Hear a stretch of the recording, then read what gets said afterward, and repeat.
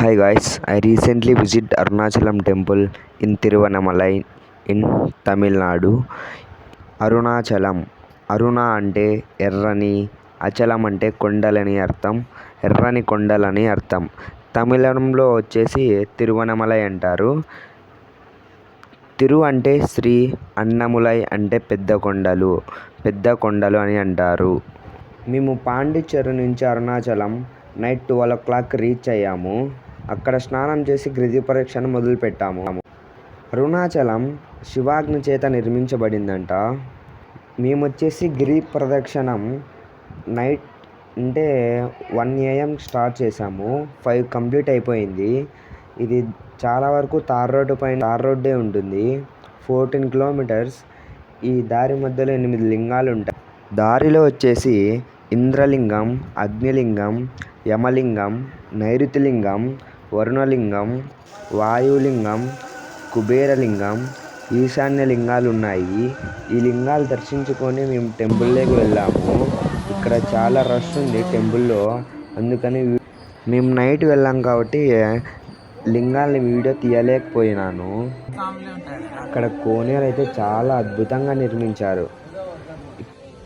టెంపుల్లో వచ్చేసి 4 దిక్కున 4 గోపురాలు నిర్మించారు. 4 ఒకే రకంగా ఉన్నాయి. అవి చాలా కన్ఫ్యూజ్ అవుతాం ఏ గోపురం ఏదని. కోనేరులో వచ్చేసి వాటర్ డిజైనింగ్ చాలా అద్భుతంగా ఉంది. మా బ్యాక్ సైడ్ ఉన్న గోపురం చాలా అద్భుతం జరుగుతుంది. దాంట్లో ఏమిటంటే 2 hours ఒకసారి సూర్యకిరణాలు డైరెక్ట్గా ఆ హోల్స్లో నుంచి బయటకు పడతాయంట. మేమైతే చూడలేదు, చెప్పింటే విన్నాము.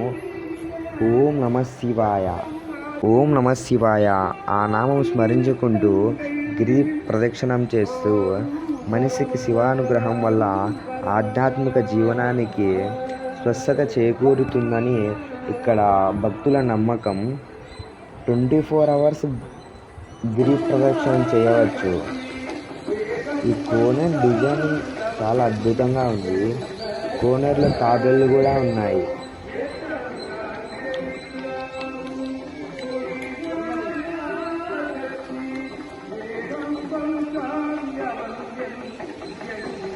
అరుణాచలం టెంపుల్లో కామాక్షి అమ్మవారు ఉన్నారు.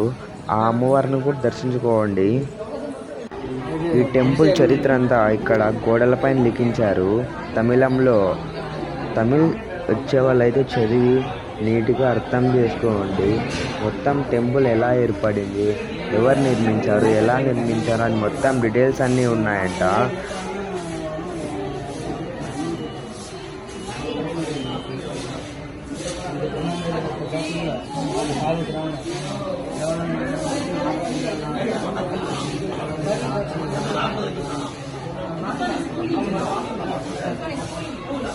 ఇక్కడ మొబైల్ స్ట్రిక్ట్లీ ప్రొహిబిటెడ్ అంట.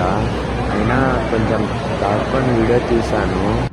దర్శనం అయిన తర్వాత ప్రసాదం పెట్టారు, చాలా అద్భుతంగా ఉంది.